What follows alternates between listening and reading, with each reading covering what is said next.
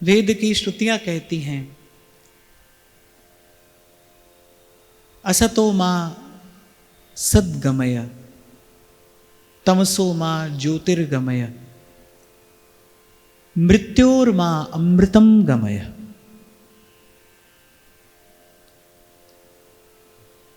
कि हम असत से सत की ओर चलें, अंधकार से प्रकाश की ओर चलें, मृत्यु से अमृतत्व की ओर चलें।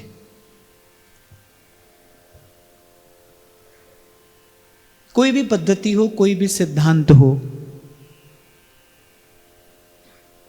उसका अंतिम लक्ष्य यही है कि जीव किसी प्रकार आवागमन के द्वंद्व से मुक्त हो जाए। ये रोज का जन्मना मरना ये समाप्त हो जाए, ये भटकना समाप्त हो जाए।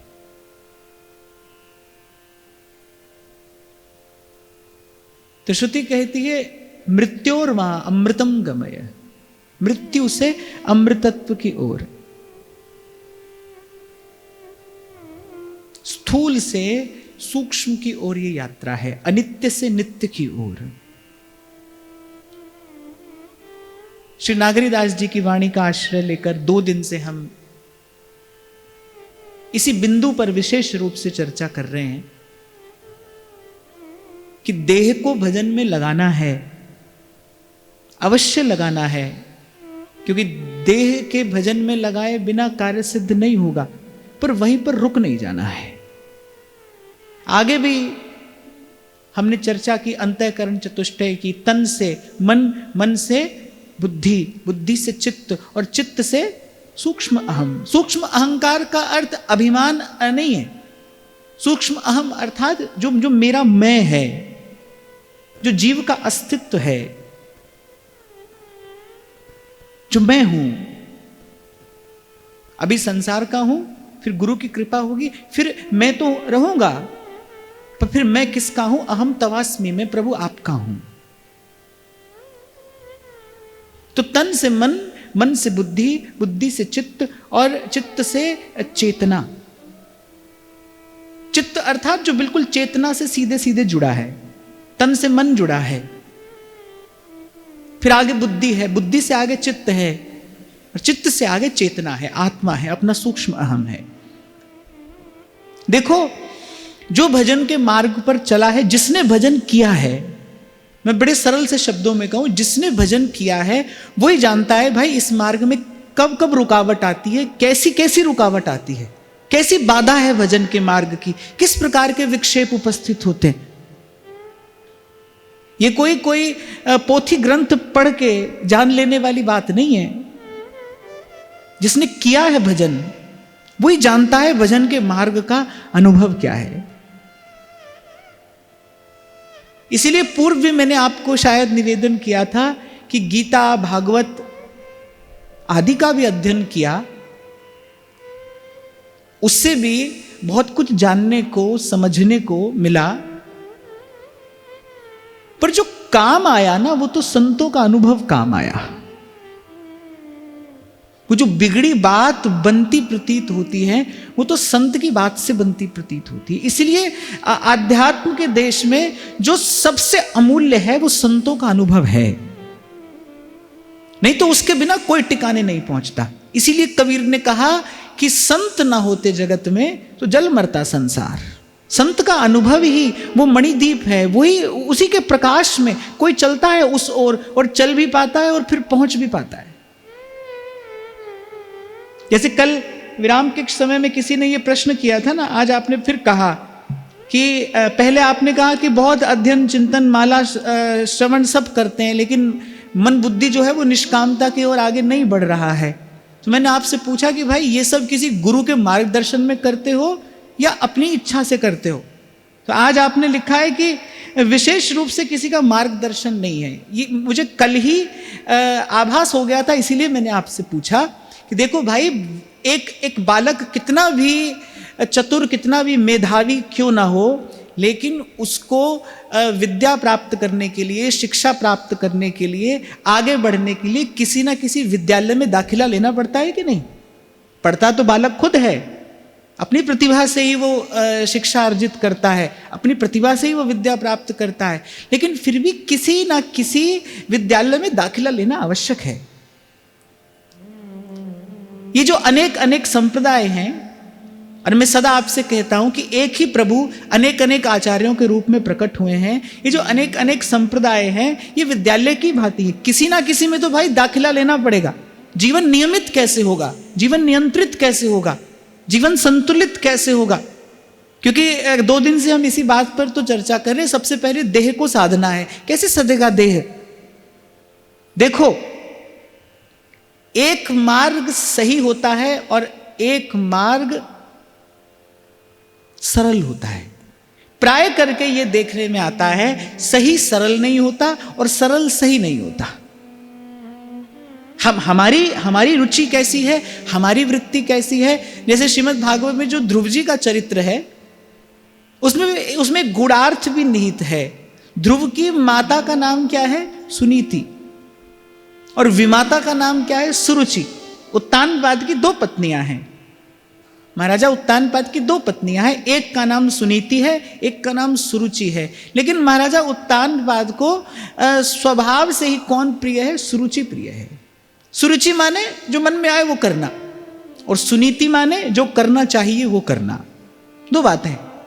एक है जो मन में आया वो करना है, और एक है जो करना चाहिए वो करना है। इसीलिए मैंने कहा कि एक मार्ग सरल है और एक मार्ग सही है। सुरुचि सरल मार्ग है, सुनीति सही मार्ग है।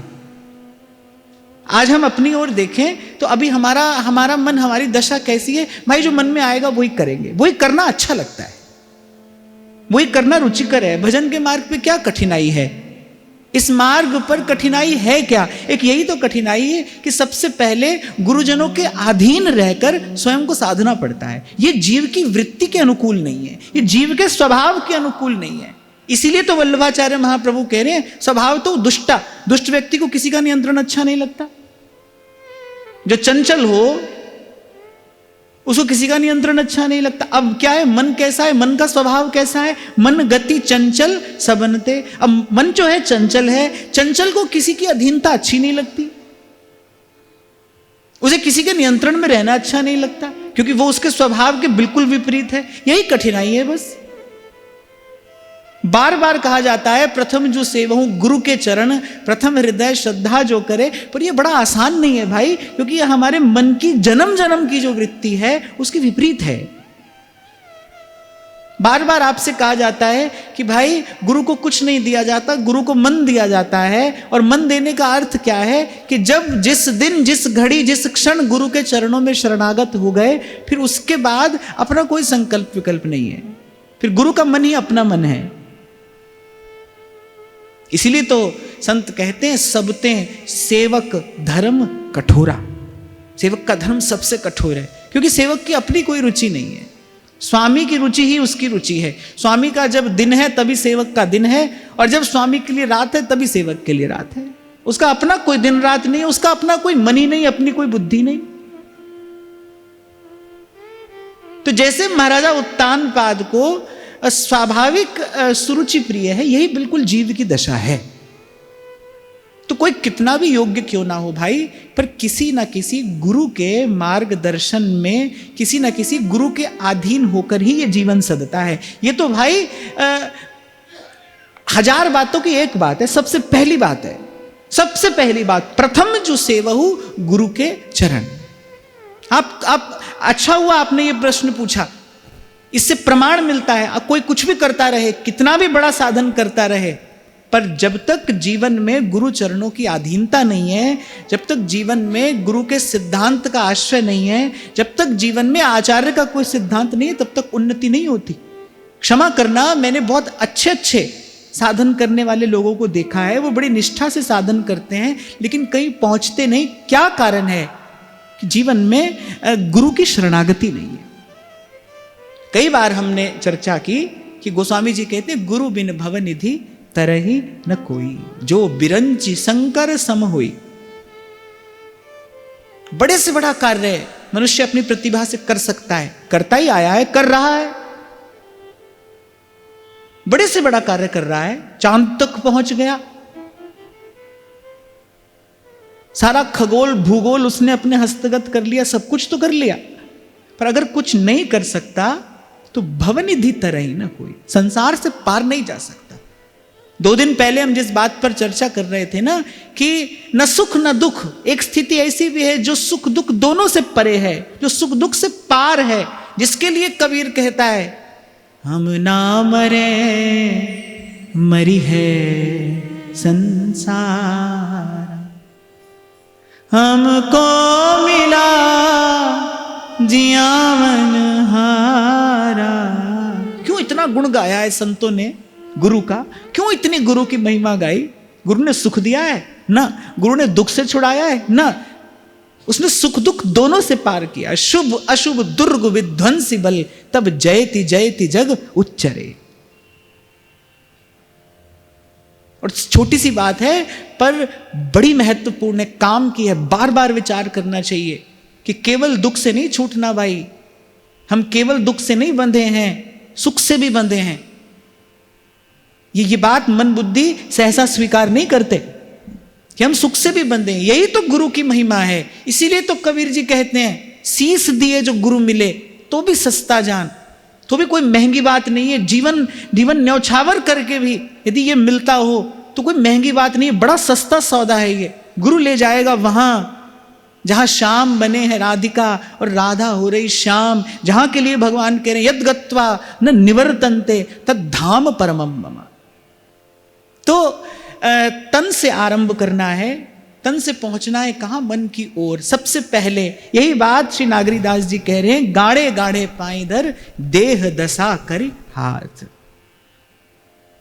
सबसे पहले इन इंद्रियों पर नियंत्रण। और मुझे तो लगता है भाई, ऐसे मैं कहता रहूं आप सुनते रहें। मैं कल भी कह रहा था सुनना सरल है, कहना उससे भी अधिक सरल है। आप और मैं कहते सुनते रहें, पर जब तक गुरु द्वारा प्रदत्त कोई एक मार्ग नहीं होता ना, जब तक गुरु का संकल्प नहीं होता, तब तक उन्नति नहीं होती, तब तक भजन भाव में उन्नति नहीं होती।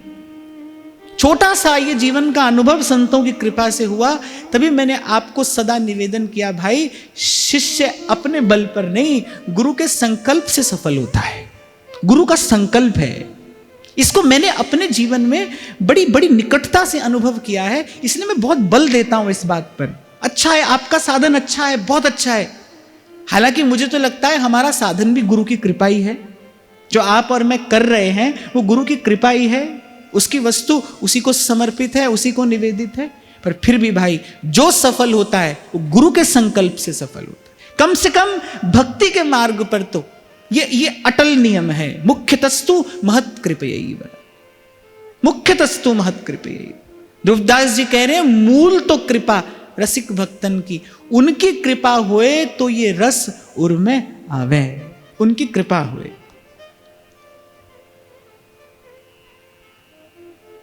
भीतर का बड़े से बड़ा द्वंद, पहाड़ जैसा संशय, बहुत बड़ा द्वंद और पहाड़ जैसा विशाल संशय, जिसने मन के सारे आनंद को हर लिया है, आत्मबोध का हरण कर लिया है, गुरु की एक बात से समाप्त हो जाता है। एक बात से। बड़े व्याकुल थे जब हरिराम व्यास जी वृंदावन आए, बड़े व्याकुल थे, और व्याकुलता अपने स्थान पर बिल्कुल ठीक थी। महादेव ने कृपा करके जगा दिया, बोले क्या कर रहे हो, ये जीवन अब तक ऐसे ही गंवा दिया, ये झूठ सच करते करते जीवन गंवा दिया। अरे सत्य की बात करते रहे, बताते रहे सबको कि वो सत्य कितना मूल्यवान है, वो अमूल्य है, उसी को प्राप्त करने के लिए जीवन मिला है। बोले ये बात कहते तो रहे, पर उसको प्राप्त करने के लिए कुछ किया भी कि नहीं किया। तभी नागरीदास जी कह रहे भजन भजन सब कोई कहे, पर अगम भजन की घात। भजन भजन कहते तो सब है, पर भाई भजन करता कौन है? कल भी हम चर्चा कर रहे थे ना, कहने और होने के बीच में करना भी तो है। कहकर नहीं होता है भाई, करके होता है। कहने से नहीं होगा भाई, करने से होगा। महादेव ने कृपा की, दया दया आई, और व्यास जी से कहा, बोले ये सत्य की इतनी बात करते हो तो उसको पाने का कोई प्रयास भी कभी किया कि नहीं? ये जीवन गंवा दिया। ये जो विजय पत्र तुमने इकट्ठे किए हैं सारे संसार से,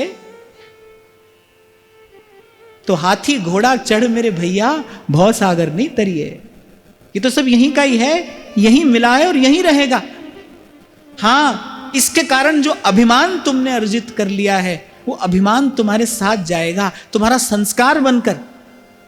ये अभिमान, ये अर्जित अभिमान तुम्हारे साथ जाएगा, तुम्हारा संस्कार बनकर, और जन्म जन्म तुम्हारे क्लेश का कारण बनेगा। अब जब व्यास जी को चेत हुआ, व्यास जी को जब बोध हुआ, व्यास जी जैसे जागे किसी मोह निद्रा से, अरे ये मैं अब तक क्या कर रहा था, सारा जीवन मैंने ऐसे ही गंवा दिया, लड़ने झगड़ने में, खींचातानी करने में, केवल अपने इस देह के अभिमान का पोषण करने में। तब उनको छटपटाहट हुई, तब तो उनको ना दिन में चैन है, ना रात को नींद है। भाई अब तो गुरु मिले जिसके चरणों में माथा रख के निर्भर हो जाएं।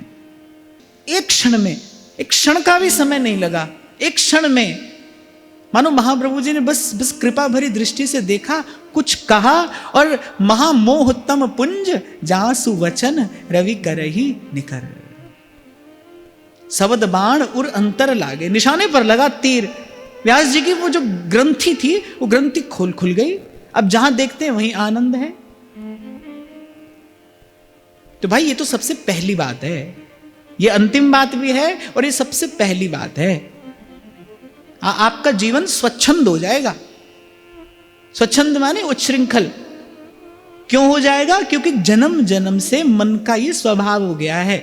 मन को सुरुचि ही प्रिय है, उसको सुरीति अच्छी नहीं लगती।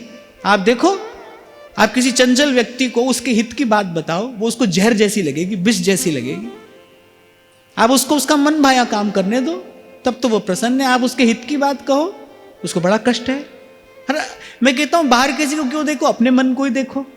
अपने मन को हित की बात कहो तो मन को कहां समझ आती है। जो मन की रुचि है, आप उसके पीछे पीछे चलते रहिए। मन चला ही रहा है जन्म जन्म से, और हम चले ही रहे। इसलिए संत कहते हैं भाई आरंभ करना, और आरंभ कहां से करना? तन से देह दशा कर हाथ रे बाके मार्ग पहुंचनो। ये मार्ग बड़ा विकट है। रविदास जी ने कहा बंकट घाटी नेह की, कोई बिरला उतरे पार विकट मार्ग है। कैसे जाना? नाम का दीपक हाथ ले चलिए बीहड़ बाट, जाए अंधेरा लांघ कर,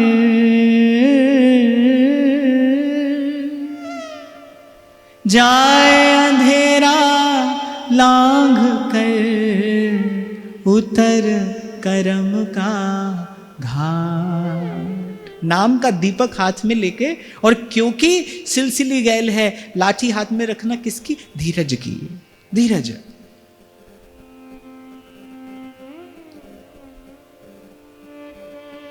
तो सबसे पहले नियमित जीवन, और फिर नियंत्रित जीवन, संतुलित जीवन। देह दशा कर हाथ। मैं बड़ी क्षमा याचना पूर्वक की बात कहता हूं, बहुत लोग ऐसे कभी कभी भावावेश में अनदेखी कर देते हैं शरीर की, अनदेखी कर देते हैं भावावेश में। फिर उससे होता क्या है? उससे होता यह शरीर रोगी हो जाता है। और क्षमा करना, स्वस्थ मन के लिए स्वस्थ तन की भी आवश्यकता होती है। साधारण स्थिति में तो ऐसा होता है। देखो कोई बिल्कुल देहातीत महापुरुष हो, उसकी बात अलग है। हम तो यहां अपनी बात कर रहे हैं, हमारी बात कर रहे हैं। देखो युग का भी अपना एक धर्म है, युग का भी अपना एक प्रभाव है।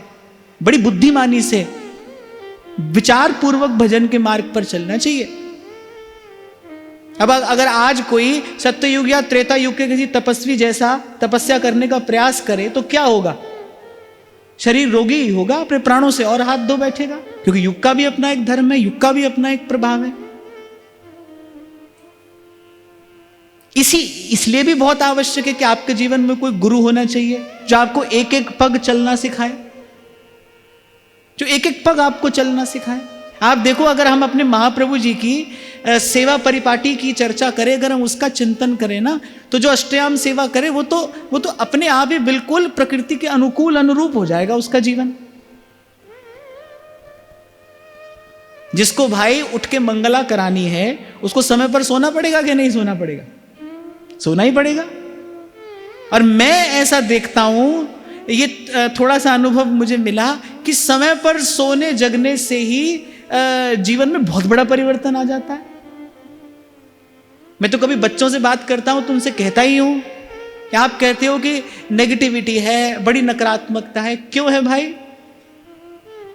समय पर सो जाओ, समय पर जग जाओ, समय पर जगोगे समय पर भूख लगेगी, समय पर खाओगे तो स्वस्थ रहोगे। समय पर करना अर्थात जब प्रकृति आपको सोने को कह रही है तब सो जाइए, जब जगने को कह रही है तब जग जाइए। यही है समय पर करना। रात प्रकृति ने सोने के लिए बनाई है, भोर जगने के लिए बनाई है।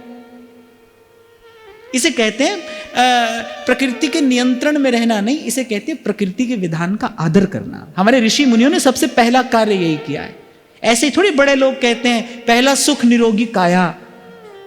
पहला सुख क्या है? आपका शरीर स्वस्थ हो।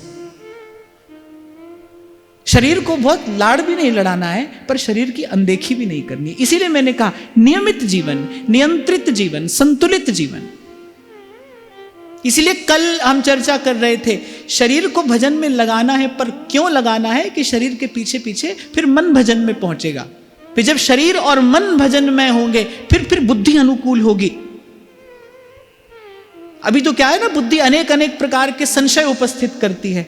दीर्घ काल तक ऐसी भक्ति करे बहुकाल, दीर्घ काल तक जब तन और मन भजन में होते हैं फिर बुद्धि संशय मुक्त होती है।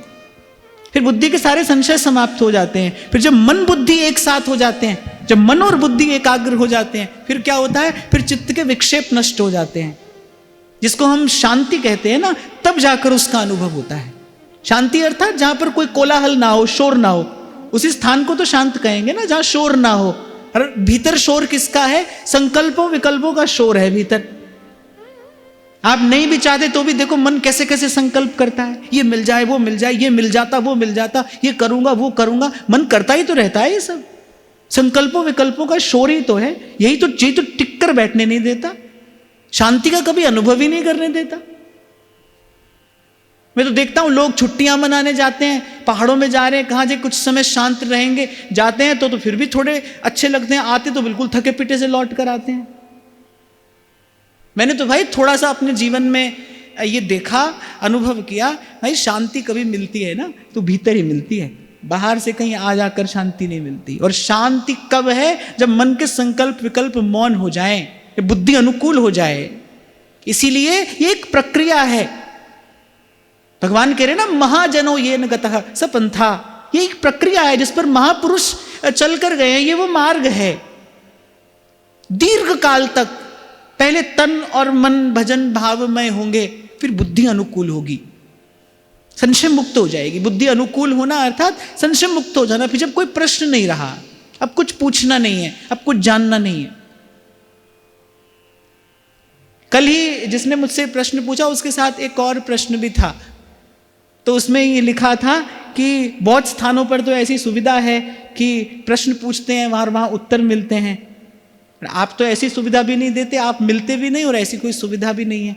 मैं तो भाई आप लोगों की बात पर विश्वास किए बैठा हूँ। आप लोगों से ही मैं सुनता हूँ कि बिना ही पूछे सब बात का उत्तर मिल जाता है, पूछना पड़ता ही नहीं है, प्रश्न कोई रहता ही नहीं। सत्संग की कृपा ऐसी है, मेरा भी प्रश्न नहीं रहता, आपका भी प्रश्न नहीं रहता। बिना ही पूछे सत्संग सब प्रश्नों का उत्तर दे देता है।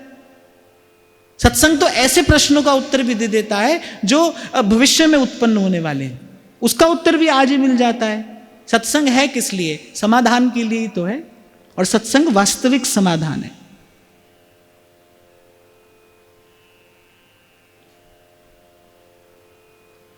तो क्या कह रहा था मैं अभी?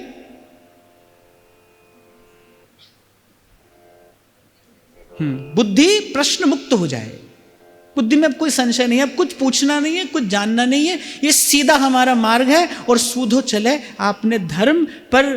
मैं आपको निवेदन करूं भाई, बड़ी देर के बाद ये स्थिति आती है, बड़ी देर के बाद, जब बुद्धि में कोई प्रश्न ही ना रहे, न तन से संबंधित प्रश्न रहे, न मन से संबंधित प्रश्न रहे।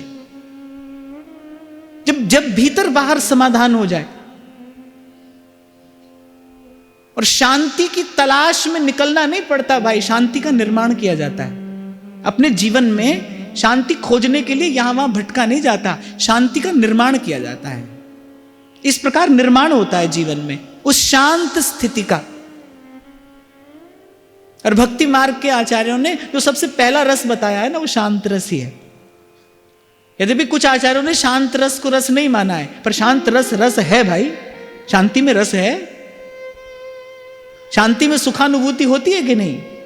शांति में एक विलक्षण आनंद है कि नहीं? अरे संसार में भी किसी शांत स्थान में जाकर बैठ जाओ तो भी एक सात्विक हृदय बड़े आनंद का अनुभव करता है। तो सबसे पहला रस जो है वो शांत रस ही है। देखना, हमारा जो अंतःकरण है वो शांति की ओर अगर बढ़ रहा है तो हम ठीक मार्ग पर आगे जा रहे हैं। बाहर शांति हो न हो, पर अंतःकरण में शांति हो, मन में शांति हो। स्वामी श्री अखंडानंद जी महाराज एक बार बता रहे थे अपने प्रवचन में, बोले जब हम पहली बार बंबई गए, बिल्कुल पहली बार जब बंबई गए तो हमने देखा सड़क पर अनेकों गाड़ियां यहां से वहां से यहां दौड़ रही हैं। बोले हमने ऐसा दृश्य कभी देखा ही नहीं था। तो हमने मन में सोचा कि भाई कहां आग लगी है, ये सब लोग कहां भाग रहे हैं, कोई इधर से उधर जा रहा है, कोई उधर से इधर जा रहा है। कहते फिर जब 2-4 बार हम गए और हमने वो दृश्य देखा तब हमको समझ आई कहीं आग नहीं लगी भाई, कलेजे में ही आग लगी है। ये जो दौड़ भाग है इतनी, वे अपने कलेजे की आग बुझाने के लिए भीतर ही आग लगी। तो उस शांत अवस्था तक पहुंचने के लिए ये एक प्रक्रिया है, प्रक्रिया। और मैं अपनी ओर से एक बात आपको निवेदन करूं कि भाई प्रकृति का आदर करना, प्रकृति के नियमों का अतिक्रमण करके कोई प्रकृति के पार नहीं गया है। कहते हैं हनुमान जी ने जगदम्बा जानकी से कहा, बोले माता आपको तो मैं ही उस पार ले जाता हूं।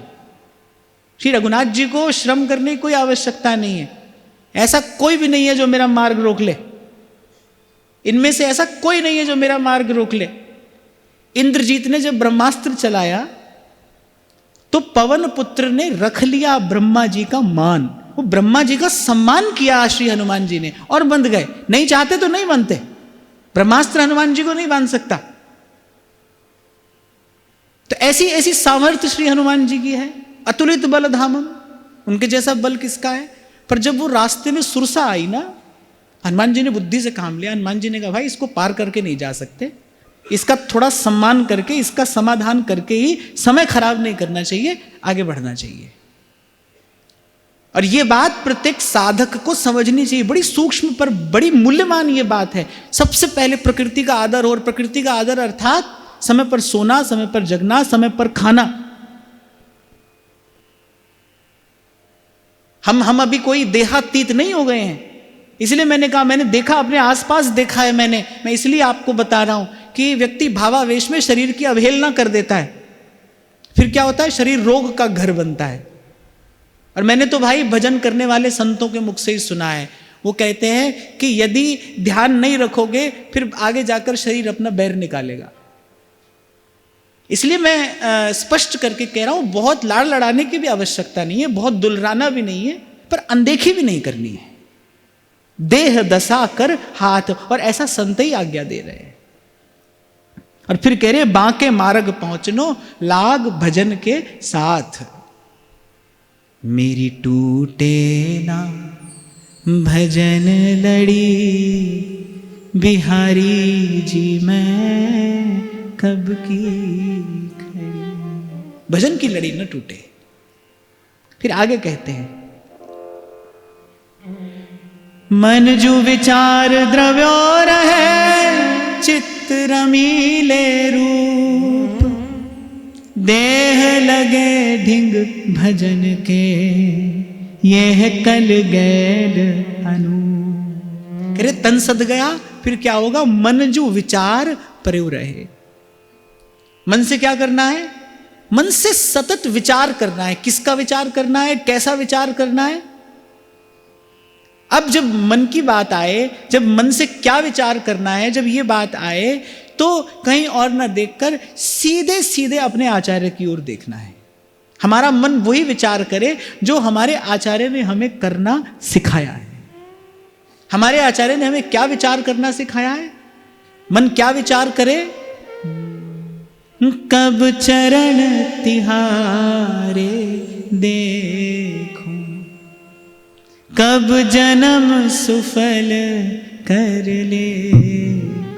अरे संसार में भी तो मन ऐसे ही झूठी बातें गढ़ता रहता है ना। संसार में भी तो हम यही देखते हैं कि ऐसी मन कल्पना का जाल बुनता रहता है।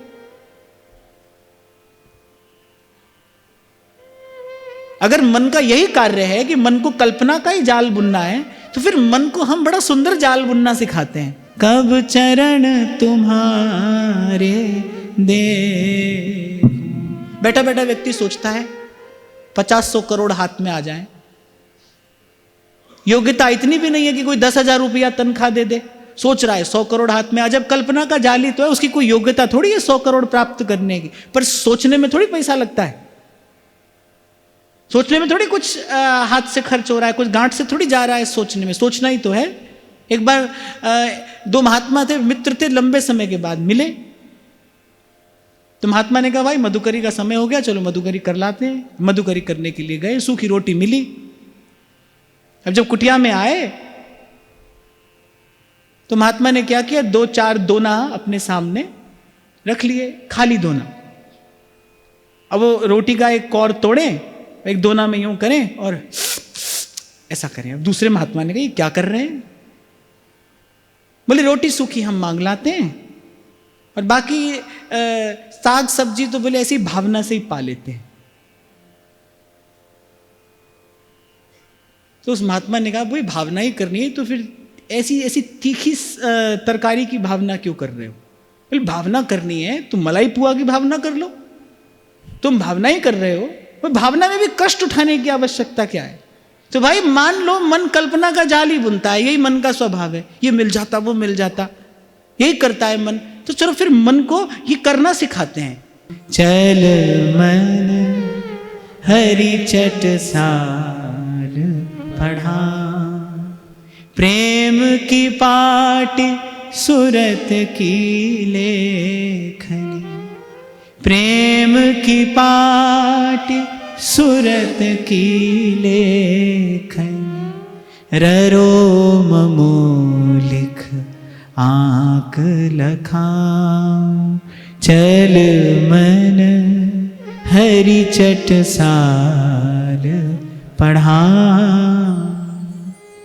हाँ, हमें क्या विचार करना है? जो विचार हमें हमारे आचार्य ने दिया है। महाप्रभु सुधा निधि में अनेक अनेक विचार देते हैं। करम ते पत्राली किमपि कुचयो कर्तुमुचितम। एक विचार दिया है महाप्रभु जी ने, एक विचार ही तो दिया आचार्य ने ये कहकर, आशास्य दास्यम वृषभानुजाया स्थिरे समध्यास्य च भानुजाया, कदानु वृंदावन कुंज वीथि स्वहम नुराधे यतिथिर्भवे। तो मन से क्या विचार करना है? मन से प्रियालाल के रूप का विचार करना है, सेवा का विचार करना है। मन से सदा सेवा का विचार करें। यह मत देखिए हमारे पास योग्यता है कि नहीं, हम करने योग्य हैं कि नहीं। ध्यान देना भाई, कहीं ना कहीं जाकर मन कुछ ना कुछ तो करेगा। आप उसको भजन में नहीं लगाओगे तो मन उधम करेगा, उत्पात करेगा। संतों ने अनेक अनेक युक्तियों से क्या किया है, बस मन को व्यस्त रखा है। गिरिराज जी वाले श्री पंडित गया प्रसाद जी महाराज, उनका जीवन संत बताते हैं, एक क्षण के लिए भी वो सत्संग से खाली नहीं रहते थे। कभी रामायण सुन रहे हैं, कभी भागवत सुन रहे हैं, कभी लीला का दर्शन कर रहे हैं, कभी ठाकुर जी का दर्शन कर रहे हैं, कभी नाम जप कर रहे हैं। यानी किसी भी प्रकार से इस मन को भगवत विचार में, भगवत भाव में लगाए रखना है, उलझाए रखना है। आप छोड़ोगे तो मन जाएगा, कहां जाएगा? जहां जन्म जन्म का अभ्यास है उसका। जहां जाना उसका जन्म जन्म का अभ्यास है, वो वहीं जाएगा। हम जीवन में भी देखें, जिस बात का अभ्यास हो जाए फिर उस ओर जाने के लिए हमें प्रयास नहीं करना पड़ता, सहज ही मन चित्त सब चला जाता है उस ओर। एक व्यक्ति मदिरा पीता है, वो जानता है कि ये पीना बुरा है और वो रोज अपने मन में संकल्प भी करता है कि भाई मैं नहीं पीऊंगा, लेकिन जैसे ही वो समय आता है, वो घड़ी आती है, ऐसे ही उसका तन मन सब बढ़ जाते हैं उस ओर, अभ्यास ले जाता है। बड़े काम की चीज है अभ्यास, बहुत काम की चीज है अभ्यास। इसलिए भगवान भी कह रहे हैं अर्जुन से, अभ्यासेन तू कौनते वैराग्येण च गृह्यते, करत करत अभ्यास जड़मति हो तो सुजान। अभ्यास बड़े काम की चीज है। तो मन को हमको अभ्यास कराना है, किसका? श्री जी की सेवा का। ये जो अष्टयाम सेवा है, ये भी वस्तुतः सेवा का अभ्यास कराने के लिए तो है। ये आचार्यों ने जो सेवा पद्धति बनाई, प्रतिष्ठित की, किस लिए? कि हमें उस सेवा भाव का अभ्यास हो जाए, अभ्यस्त हो जाए हम उस सेवा भावना के। पर ध्यान रखना, मन कुछ ना कुछ करेगा, मन खाली नहीं रहता, नींद में भी नहीं रहता, मन नींद में भी खाली नहीं रहता, मन कुछ ना कुछ करेगा। या तो अपना काम करा लो, या तो आप मन से अपना काम कराओ, नहीं तो आप मन का काम करो। ये थोड़ा और सरल करके मैंने आपको बता दिया। दो स्थितियां हैं, या तो आप मन से अपना काम करा लो, आप मन के मालिक बनो और मन से अपना काम कराओ, नहीं तो मन के नौकर बनो और जो मन कहता है वो करो।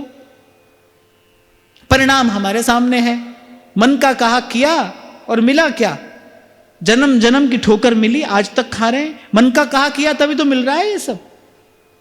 तभी ध्रुवदास जी कह रहे हैं, अब तू मेरो कहो कर युगल चरण रंग राज। अरे थक गया मैं, तेरा कहा करके थक गया, अब तू मेरो कहो कर।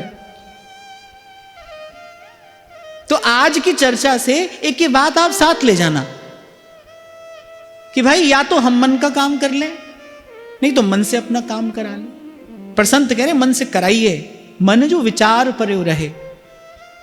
और मैं फिर कह रहा हूं, जब सेवा का विचार करें तो हम ये ना सोचें कि हम में कोई योग्यता है कि नहीं। हमें विचार करना है और श्रेष्ठतम विचार करना है। हमारा विचार सर्वोज्वल विचार हो, श्रेष्ठ विचार करना है। हमें श्री जी की सेवा से कम कोई विचार करना ही नहीं है। कभी चरण चापने की सेवा, कभी व्यजन ढुलाने की सेवा, कभी श्री जी को भोग पवाने की सेवा, कभी उनका श्रृंगार करने की सेवा। हमें केवल सेवा का ही विचार करना है। और नागरीदास जी कह रहे मन जो विचार द्रव्यो रहे। अच्छा, एक और बात, एक तो ये भी कहा जा सकता था मन जो विचार पर्यो रहे, कह रहे नहीं, मन जो विचार द्रव्यो रहे। जब सेवा के विचार में मन द्रवीभूत रहे, आनंद में रहे सेवा के विचार में। और सेवा ऐसी समर्थ है भाई, न भी बन पाए तो सेवा का विचार ही और अंतर को आनंद से भर देता है। ऐसे थोड़ा सा जीवन में जो अनुभव हुआ वो आपको बता रहा हूं। कभी कभी मन में इच्छा होती थी भाई श्री जी को ऐसा आभूषण धारण कराएं। अब साधन पास में नहीं होता था, वो तो जब होगा तब होगा, लेकिन वो सेवा का भाव मन में आने से ही मन आनंद से भर जाता था। फिर मन लग जाता है उस दिशा में। मैंने तो संतों के मुख से ऐसा भी सुना है कि सेवा का एक कार्य पूरा हो जाए ना, श्री जी से ये प्रार्थना करिए कि एक कार्य पूरा होने से पहले दूसरा कार्य आरंभ हो जाए। विश्राम नहीं होना चाहिए जीवन में कभी सेवा का। हमारे श्री डोंगरे जी महाराज थे, वो एक जगह भागवत जी की कथा का विश्राम करते थे तो अगली कथा का मंगलाचरण करके ही उठते थे। 5-7 बरस पहले की घटना है कि कुछ लोगों ने हमने मिलकर और श्री जी के लिए, राधा वल्लभ लाल के लिए चरणों के नूपुर बनवाए। अब नूपुर धारण होने थे श्रृंगार में। रात्रि के समय मैंने निवेदन किए तो कल श्रृंगार में धारण होंगे। अब हमको तो श्रृंगार में ही दर्शन करने जाना था। जब हम दर्शन करने गए तो हमको गुसाई जी ने कहा कि बोले कि वो जो आपकी भेंट थी ना, वो तो श्री जी ने मंगला में ही धारण कर ली। मैंने कहा मंगला में कहाँ धारण कर ली? बोले थे तो नूपुर, पर श्री जी ने कटी पर ही धारण कर ली। श्री जी की तुम पर बड़ी कृपा है। मैंने मन में सोचा, मैंने कहा आप नहीं जानते, वो ये कह रहे हैं कि अब अगला आभूषण कटी का आना चाहिए। ये भी उनकी बड़ी कृपा है, यही उनकी बड़ी कृपा है। पर मैंने कहा उनका संकेत ये है कि अगला आभूषण कटी का आना चाहिए, और सदा श्री जी से यही कहिए सेवा का एक भाव पूर्ण हो और अगली भावना हमारे मन में प्रसाद स्वरूप आ जाए, मन खाली रहे ही नहीं।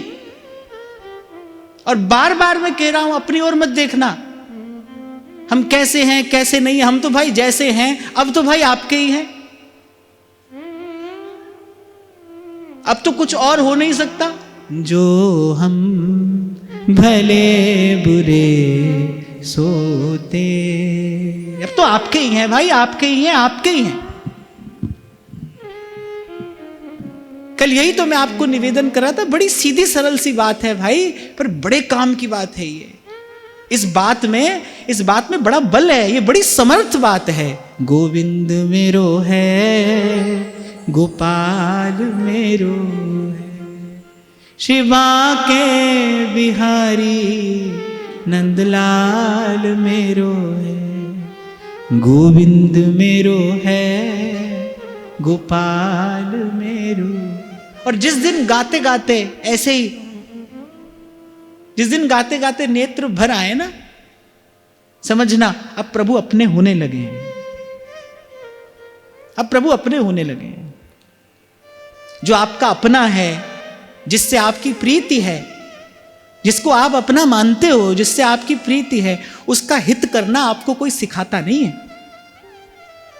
उसकी सेवा करना आपको कोई सिखाता नहीं है।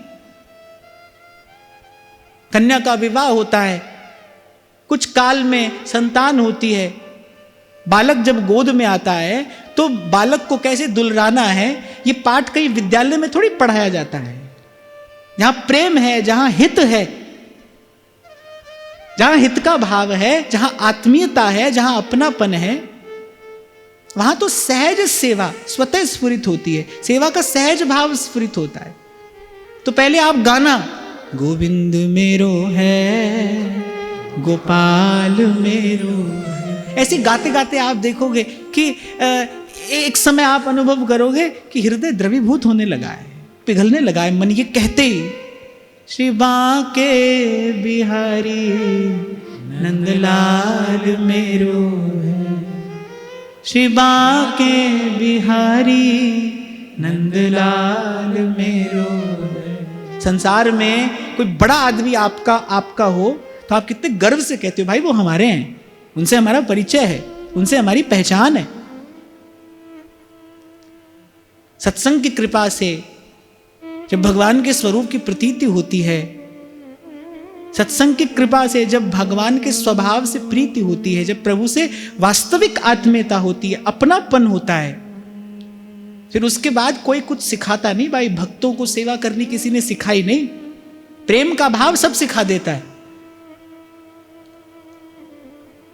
कभी कभी कोई पूछता है ना कैसे श्री जी की सेवा करें, मैं कहता हूं ये मत पूछिए सेवा कैसे करें, ये पूछिए कि श्री जी से अपनापन कैसे हो। सेवा तो वो अपनेपन का भाव करवा लेगा। और पता नहीं श्री जी को आपसे क्या सेवा चाहिए, पता नहीं श्री जी आपसे क्या सेवा चाहती है। हमें सेवा नहीं सीखना, संतों से ये सीखना है कि भाई हमारा श्री जी में अपनापन कैसे हो, हमारी आत्मीयता कैसे हो, कैसे श्री जी हमारे अपने बने।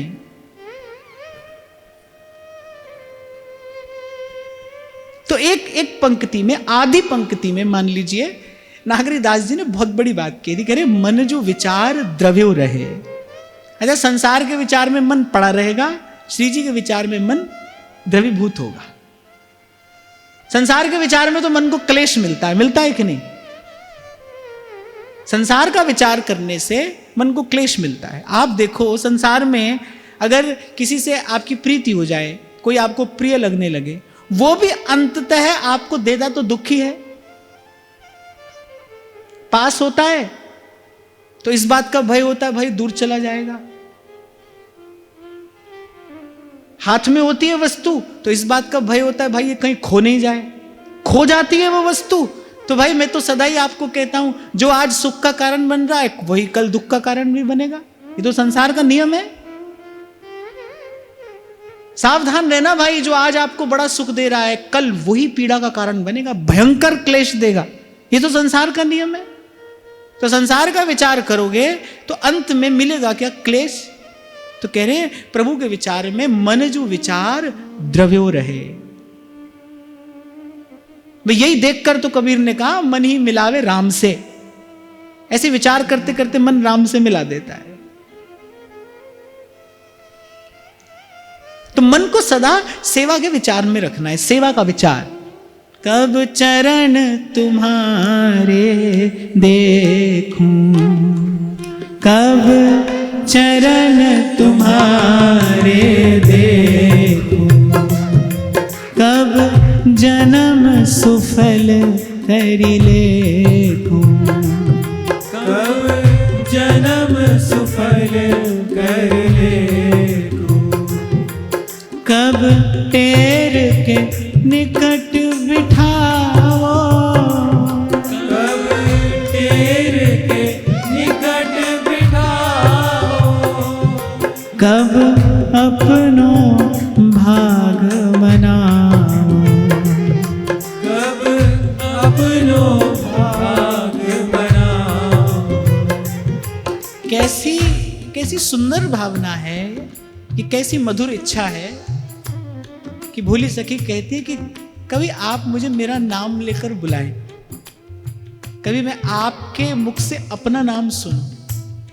कब टेर के निकट बिठाओ, कब टेर के निकट बिठाओ, कब अपनो भाग मनाओ, कब अपनो भाग बनाओ, कब बाह कहो हंसनी की, कब करूं भावती जी की, कब बाह कहो हंसनी की, कब करूं भावती जी की।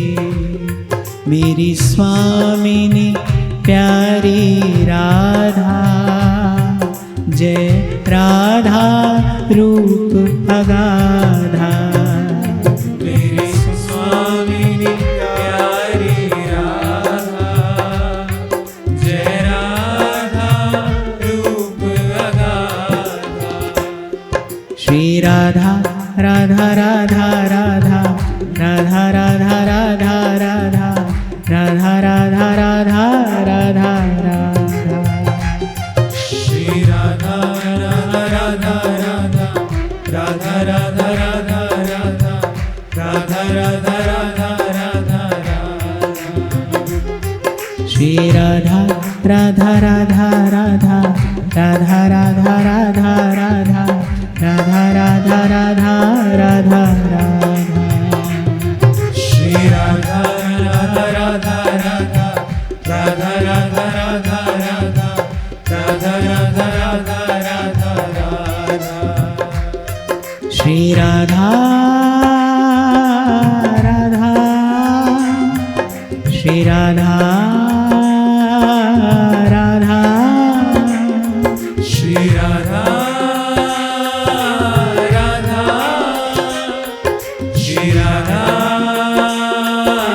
राधा, श्री राधा राधा, श्री राधा राधा, श्री राधा राधा, श्री राधा राधा। श्री राधा राधा राधा राधा राधा राधा राधा राधा राधा राधा राधा राधा। श्री राधा राधा राधा राधा राधा राधा राधा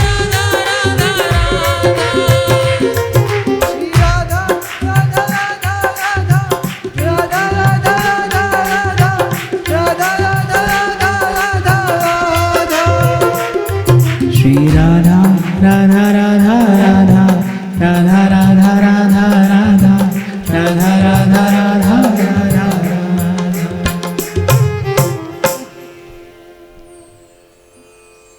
तो वैसे तो जिसका संबंध प्रभु से है, भगवत संबंधी कोई भी बात, उसे कल्पना कहना ठीक नहीं है, वो भावना है।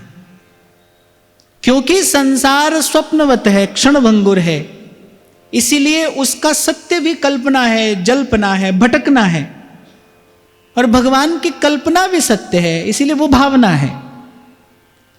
तो जब मन सेवा के विचार में रहेगा, जब मन सेवा के भाव में रहेगा, और जैसा मैंने कहा कि हमको अपनी ओर, अपनी योग्यता पात्रता की ओर, अपने अधिकार की ओर देखकर इसका विचार नहीं करना है, हमको अपने आचार्य की ओर देखकर सेवा का विचार करना है। तो जब मन सेवा के विचार में रहेगा, उसका परिणाम क्या होगा? मन का कलुष धुल जाएगा। आपको स्मरण हो, पहले भी कई बार शायद ये बात मैंने आपको बताई। मुझसे कभी किसी ने पूछा था कि शुद्ध मन से भजन किया जाता है या भजन करने से मन शुद्ध होता है? तो मैंने कहा भाई उत्तर तो यही है कि शुद्ध मन से ही भजन होता है, अशुद्ध मन से कैसे भजन होगा? तो दूसरा प्रश्न आया कि अगर शुद्ध मन से भजन होता है, फिर मन शुद्ध कैसे हो? तो भजन करने की जो इच्छा है वो मन को शुद्ध कर देती है। जो इच्छा है ना भजन करने की, कि मैं भजन करूं, मन तो शुद्ध इसी से ही हो जाता है। प्रभु के दर्शन की लालसा ही तृप्त कर देती है। तो ये जो सेवा का विचार आप और मैं करेंगे, अपने आचार्य के भाव का आश्रय लेकर, उसका अनुगमन करते हुए जो हम सेवा की भावना करेंगे, उससे बाहर तो कुछ नहीं घटेगा, लेकिन हमारा मन जो है वो शुद्ध हो जाएगा, स्वस्थ हो जाएगा, उज्जवल हो जाएगा। मन का कलुष नष्ट हो जाता है सेवा का विचार मात्र करने से। प्रभु अपने श्रीमुख से कहते हैं कि मेरी ओर चलने का विचार जब जीव करता है, जब जीव मेरी ओर चलने का विचार करता है, तो प्रभु कहते हैं मैं तभी से उसकी संभाल करनी आरंभ कर देता हूं। केवल विचार करता है, अभी चला नहीं है। चलने वाले को तो तेरे सेवक को पहो किछ नहीं, चलने वाले को तो कोई भय नहीं है, कोई चिंता नहीं। जो चलने का विचार भी करे, तो प्रभु कहते हैं मैं तभी से उसकी संभाल करनी आरंभ कर देता हूं। और आप सुधा निधि का चिंतन करें, हमारे महाप्रभु जी ने हमें दिया क्या? सेवा का विचार ही तो दिया है। एक से एक सुंदर सेवा के विचार है, सेवा की भावना दी है हमें। सबसे मूल्यवान वस्तु क्या है? अंतिम कमाई क्या है? भजन की, साधन की अंतिम कमाई क्या है? भाव अंतिम कमाई है भाई। एक एकांत में बैठकर कभी देखो कि मन सहज रूप से कहां जा रहा है, किस ओर जा रहा है।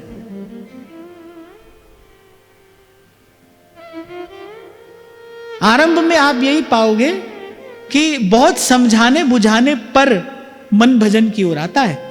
तभी श्री ध्रुवदास जी ने कहा, ऐच खेच या मन ही को, खींच तान कर लाना पड़ता है पहले। महाप्रभु जी भी कह रहे हैं, तनई राख सत्संग में, तन को रखोगे तो मन ही प्रेम रस भेद। तो आप देखोगे कि सहज रूप से तो मन वही जा रहा है संसार की ओर, कोई विषय का ही चिंतन कर रहा है। क्योंकि अभी आपको मैंने कहा ना, ये अभ्यास है, इसका जन्म जन्म का अभ्यास है। कोई भी योनि रही हो, हम मनुष्य हुए हों, पशु हुए हों, कुछ भी हम हुए हों, लेकिन मन का अभ्यास क्या है? विषय का चिंतन करना। सनकादिक पूछ रहे हैं ये बात ब्रह्मा जी से, ब्रह्मा जी को उत्तर नहीं मिला इसका, फिर भगवान ने उत्तर दिया कि भाई ईश्वर का अंश है जीव, चेतन है, अमल है, सहज सुख राशि है, फिर कैसे दुख रूप हो गया? ये कितना बड़ा आश्चर्य है कि जैसे हम अपना कहते हैं, जैसे हम अपना कहते हैं, सबसे पहले हमारे मन में क्या आता है? हमारा शरीर, और फिर शरीर से संबंधित जितना सब कुछ है उसे हम अपना समझते हैं। ये कितना बड़ा आश्चर्य है।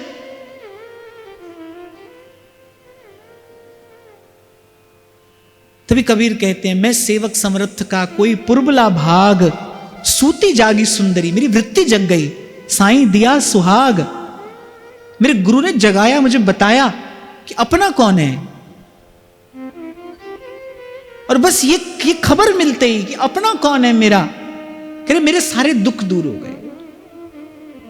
ताते दुख मेरे सगले लाथे। केवल ये बात पता चली, मुझे खबर पड़ी कि मेरा अपना कौन है।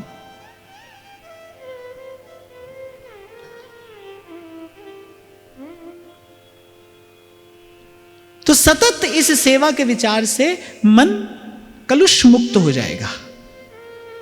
और जैसे ही मन निर्मल होता है तो क्या घटता है? लाली मेरे लाल की जित देखूं तित लाल। मन काला है तो ठाकुर जी का विग्रह भी वैसा ही प्रतीत होता है। मन उजला है तो सन्मुख जाते ही नेत्रों में जल भर आता है किसी रसिक हृदय के, और वो कहता है दो मन मिल एक भय राधा वल्लभ लाल। जब मन शुद्ध होगा तो यत्र तत्र जिसकी खुशबू है उसी का अनुभव होगा। स्वामी रामतीर्थ बड़ी एक अच्छी बात कहते हैं। वो कहते हैं न है कुछ तमन्ना न कुछ जुस्तजू है, न है कुछ तमन्ना न कुछ जुस्तजू है, रही कुछ न हसरत न कुछ आरजू है। अब बड़ी पते की बात बता रहे हैं, ध्यान से सुनना। कह रहे हैं मिली दिल को आंखें जब ही मार्फत की। मार्फत किसे कहते हैं? मार्फत कहते हैं माध्यम को। बोलचाल की भाषा में कहते हैं ना, उसके मार्फत हमने ये काम किया। मार्फत माने माध्यम। कह रहे मिली दिल को आंखें। पहली बात तो देखेगा कौन? ये चमड़े की आंख नहीं देखेगी, हृदय देखेगा। उसको आंख कौन देगा? कह रहे गुरु ने उसे आंख दी, अपनी आंख। गुरु ने अपनी दृष्टि दी। निरख नयन हरिवंश महाप्रभु कह रहे भाई मेरे नयनों से देखना। यही बात स्वामी रामतीर्थ कहते हैं कि न है कुछ तमन्ना न कुछ जुस्तजू है। माने मन में अब कोई कामना नहीं है, मन में अब कोई संकल्प विकल्प नहीं है, न तमन्ना न जुस्तजू है, रही कुछ न हसरत न कुछ आरजू है। मिली दिल को आंखें जब ही मार्फत की, अब जिधर देखता हूं सनम रूबरू है।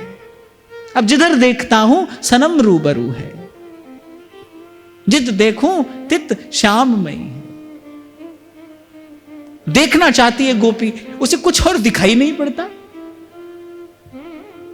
उद्धव से कहती है गोपी तू जो बात कह रहा है तो बड़ी अच्छी बात है, बड़ी ऊंची बात है, हम इसको प्रणाम करते हैं, पर भाई ये जो ब्रह्म ज्ञान तू हमें देने आया है रखें कहां? ना तो हमारे तन में कोई ठौर है न मन में कोई ठौर है।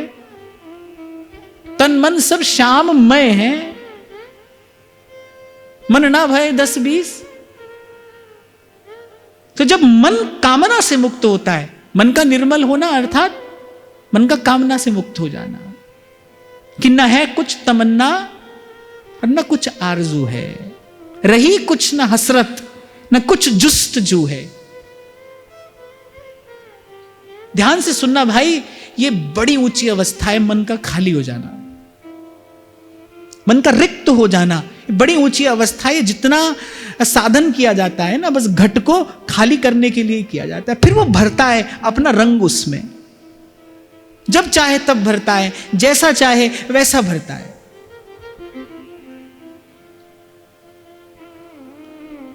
और फिर बड़ी मूल्यवान ये बात स्वामी रामतीर्थ कहते हैं, मिली दिल को आंखें। पहली बात तो देखा किसने? रूह से महसूस किया है।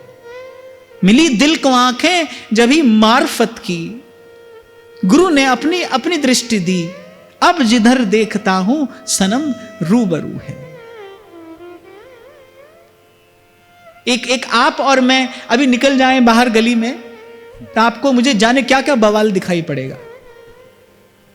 अरे एक रसिक हृदय जब निकलता है वृंदावन की गली में, उसकी अनुभूति, उसका दर्शन कुछ और है। देखो आप और मैं कृष्ण कहते हैं, कोई घटना नहीं घटती। मीरा कृष्ण कहती हैं, इस ब्रह्मांड का एक एक कण गुंजायमान हो जाता है। यहां राम राम करते जीवन निकल जाता है। हनुमान जी राम का नाम लेकर 100 योजन का समुद्र लांघ जाते हैं, राम का नाम लेकर लौट आते हैं। एक आप और मैं अपनी आंख से वृंदावन देखते हैं। एक रसिक है जिसका मन निष्कलुष हो गया है, और वो पाकर वो भाव की श्रेष्ठतम संपत्ति, वो फिर उस भाव के नेत्र से जब वृंदावन देखता है, राधा करावचित पल्लव वल्लरी के, राधा पदांक विलसन मधुर स्थली के, राधा यशो मुखर मत्त खगावली के, राधा विहार विपिने रमता मनु। एक घटना मुझे स्मरण आ रही है। हमारे परम श्रद्धेय प्रातः स्मरणीय श्री रसिक पद रेणु जी महाराज श्री के संग ही एक और बड़े दिव्य संत जिन्होंने भजन किया, वंशी शरण जी महाराज जी के बड़े सुहृद थे, मित्र थे, और बड़े ही अनन्य भजन परायण महानुभाव।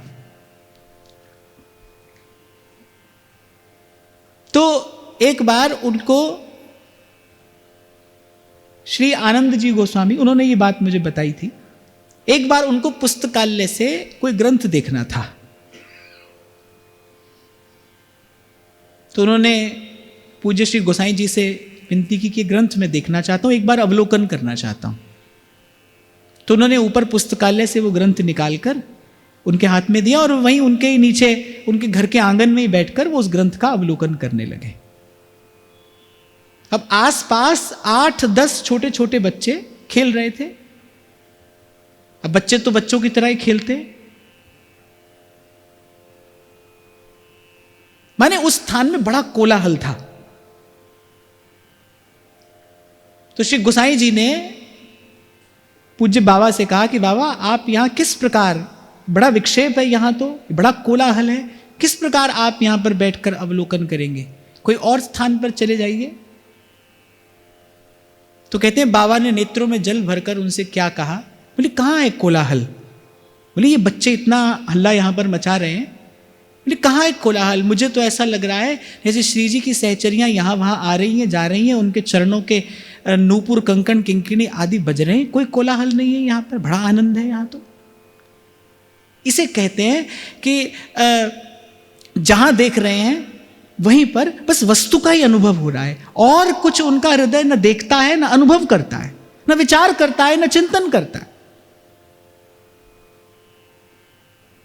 तो इस प्रकार एक रसिक हृदय जब वृंदावन का सेवन करता है तो उसकी भाव भावना कुछ ऐसी है, वो जब वृंदावन की किसी तरुलता की ओर देखेगा तो राधा करावचित पल्लव वल्लरी के, ये एक एक लता, ये एक एक पत्र जो है, ये प्रिया जो की कृपा दृष्टि से सिंचित है।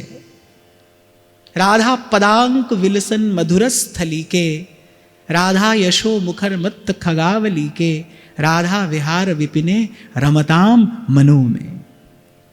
तो एक बार हम पीछे की बात को स्मरण करते हुए आगे बढ़ेंगे, क्योंकि विराम का समय निकट है, कि सबसे पहले तन सधेगा। जब तन सध जाएगा, जब देह दशा हाथ में आ जाएगी, जब थोड़ा नियंत्रण होगा, या ऐसा कह लूं मैं कि जब हम सुनीति के मार्ग पर चलेंगे, हम सरल मार्ग नहीं चुनेंगे, हम सही मार्ग चुनेंगे, उसके परिणाम स्वरूप क्या होगा, मन जो है स्थिर होगा। एक छोटा सा उदाहरण मैं आपको देता हूं। आपके कमरे में 20 चीज है, आप उन 20 चीज को यहां वहां बिखेर दो। आप देखो कमरे में प्रवेश करते ही आपको एक अलग प्रकार का अनुभव होगा। फिर उन 20 चीजों को आप यथास्थान रख दो, माने सब कुछ सिमटा हो, सब कुछ सुव्यवस्थित हो, तो आप उस स्थान पर जाओगे तो आपको अलग अनुभूति होगी। इसका अर्थ सीधा सीधा ये है कि बाहर जो भी है उसका हमारे मन के साथ संबंध है, मन पर उसका प्रभाव पड़ता है। ऐसे शरीर भी अनियमित होगा, अनियंत्रित होगा तो मन कभी स्थिर हो ही नहीं सकता। जैसे मैं आपको कहता हूं ना, स्वच्छता के बिना पवित्रता संभव नहीं है। जो स्वच्छ ही नहीं रहता वो पवित्र कैसे रहेगा। स्वच्छ माने जब तन शुद्ध है, पवित्र माने जब तन भी शुद्ध है और मन भी शुद्ध है, पवित्र उस अवस्था को कहते हैं। तो सबसे पहले देह दशा करी हाथ, उसके प्रभाव स्वरूप, उसके परिणाम स्वरूप क्या होगा, मन में स्थिरता आएगी। मन में विचारों की जो गति है वो कम होगी। और फिर जब हम मन से सेवा का विचार करेंगे, संसार का विचार न करके जब हम सेवा का विचार करेंगे, उस सेवा के विचार से, उस सेवा की भावना से क्या होगा? चित्त रमीले रूप, उस निर्मल अंतःकरण में प्रियालाल का स्वरूप स्वतः स्फुरित होगा। आपको स्मरण हो, कभी पूर्व में मैंने आपसे यह कहा था कि मानसी भावना तक सीधे ही नहीं कोई पहुंच जाता है, सीधे नहीं पहुंचता है कोई। आज आपने दीक्षा ली, कल बैठे क्या करें? बोले मानसी भावना कर रहे हैं। ऐसे मानसी भावना में प्रवेश नहीं होता। अरे भाई सावधान रहना, क्योंकि मैंने बड़े लोगों को बड़े दीर्घ काल तक ऐसे ही अपने मन के माया जाल में उलझे देखा है। अब श्री जी ऐसा कह रही हैं, अब श्री जी वैसा कह रही हैं। श्री जी कुछ नहीं कह रही हैं भाई, ये तुम्हारा मन है ना, ये उधम कर रहा है। इसीलिए श्रीमद् भागवत की आज्ञा है, यत् श्रद्धया श्रुतवत्या च भक्त्या समृज्यमाने हृदये वधाये। भक्ति श्रुति शास्त्र सम्मत हो। श्रुति शास्त्र सम्मत अर्थात अपने आचार्यों की आज्ञा अनुसार। और जब ध्रुवदास जी आज्ञा देते हैं ना कि प्रथम नाम हरिवंश हित रट रसना दिन रैन प्रीति रीति तब पाइए अरु वृंदावन ऐन, तो भाई ये रसिकों की, आचार्यों की आज्ञा है। इसी मार्ग से चलना चाहिए हमें। जब मन स्थिर हो जाता है, जब विषय चिंतन से मन मुक्त होता है, फिर उस हृदय में उस रूप का प्रकाश स्वतः ही होता है।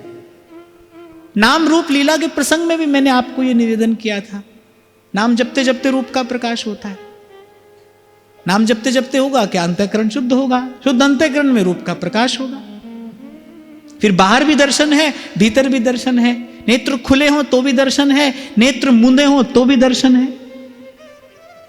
इसे ही श्री नागरीदास जी कह रहे हैं, चित्त रमीले रूप। एक रसिक संत हुए ब्रजनिधि जी, बड़ी सुंदर 4 पंक्तियां कहते हैं। पायो बड़ भागन ते आसरो किशोरी जू को, कहिए। पायो बड़ भागन ते आसरो किशोरी जू को, और निर्वाहनी के ताको गह गहरे। कह रहे और निर्वाहे, ये अंत तक निभाते हैं। और निभाए जाने जी की। मैं पायो बड़ भागन ते आसरो किशोरी जू को, पायो बड़ भागन ते आसरो किशोरी जू को, और निर्वाहनी के ताही गह गहरे, और निर्वाहनी के ताही गह गहरे। नैनन ते निरख लड़ती को बदन चंद, नैनन ते निरख लड़ती को बदन चंद्र, चाहता ही को चकोर है के रूप सुधा लहरे, ताही को चकोर है के रूप सुधा लहरे। स्वामिनी की कृपा ते अधीन होए ब्रज निधि, स्वामिनी की कृपा ते अधीन होए ब्रज निधि। ताते रसना सोनित राधा नाम कह रे, ताते रसना सोनित राधा नाम कह रे। मन मेरे मीत जो कही मान मेरी तू तो, मन मेरे मीत जो कही मान मेरी तू तो, राधा पद पंकज को भ्रमर होए रह रे, राधा पद पंकज को भ्रमर होए रहे। ऐसे भंवरा होता है ना, बार बार बार बार, हर बार उसका लक्ष्य क्या है? वो कमल पुष्प का जो मकरंद है, पराग है, उसको वही पीना है। मधुव्रत है, उसी को पान करने का व्रत है उसका। तो मन विचार करे तो कैसा मन भंवरा थारे चरण कमल सो, मन भंवरा थारे चरण कमल सो, आलिपटायो जी नाथ धरी सरनी आयो जी, नाथ धरी सरनी आयो।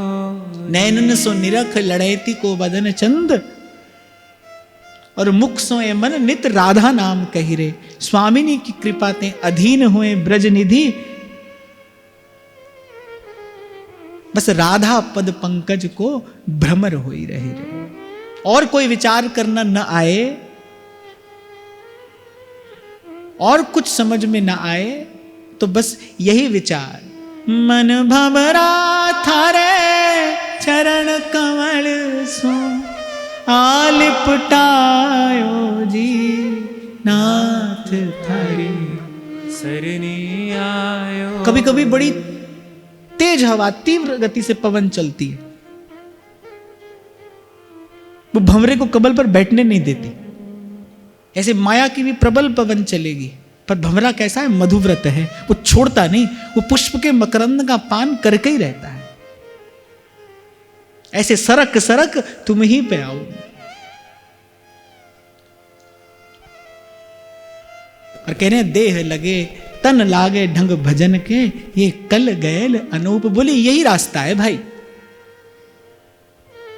नागरीदास जी की दो पंक्तियां मुझे बड़ी प्रिय हैं और साधन काल में बड़ी सहायक रही हैं कि मन जो विचार द्रव्यो रहे, चित्त रमीले रूप, देह लगे ढंग भजन के, रसिकन गैल अनूप। और आपको स्मरण हो, कल भी मैं आपसे कह रहा था, देह भजन में लगी रहे, इस पर बहुत बल दिया है नागरीदास जी ने। कई बार आपको यहां निवेदन किया जाता है ना, बड़ी ऊंची अवस्था भी आ जाए ना भजन की, तो भी सत्संग नहीं छोड़ना चाहिए। वो कह रहे देह लगी रहे भजन में, माने तन से सत्संग करना ही है, सतत करना है, निरंतर करना है। और कल तो महाराज जी ने डांट दिया मुझे, बोले आपको अपनी एक आज्ञा तो वापस लेनी चाहिए। बोले आपने ऐसा क्यों कह दिया कि दिन भर कथा मत सुनो? तो भाई मैं अपनी बात वापस लेता हूं, आप दिन भर कथा सुनो, दिन में भी सुनो, रात में भी सुनो। नहीं भाई, मैंने तो इसलिए कहा कि श्रवण केवल श्रवण ना रहे। मैंने केवल इसलिए निवेदन किया था कि श्रवण केवल श्रवण ना रहे, श्रवण के साथ साथ मनन भी हो और निधि ध्यासन भी हो। माने श्रवण की प्रक्रिया निधि ध्यासन पर आकर पूर्ण होती है, अधूरा काम नहीं छोड़े हम। मेरे कहने का तात्पर्य केवल यही था कि हम उस कार्य को अपूर्ण ना छोड़ें। तो इस प्रकार अपने तन मन को समेटते हुए आचार्य की कृपा से उसे श्री जी के योग्य बनाते हुए श्री जी के चरणों में निवेदन करना, यही हमारे जीवन का लक्ष्य है, उद्देश्य है। आज की वार्ता श्री जी के चरणों में निवेदन करते हैं। महाराज श्री के चरणों में प्रणाम। आप सबके हृदय स्थित प्रभु को नमन।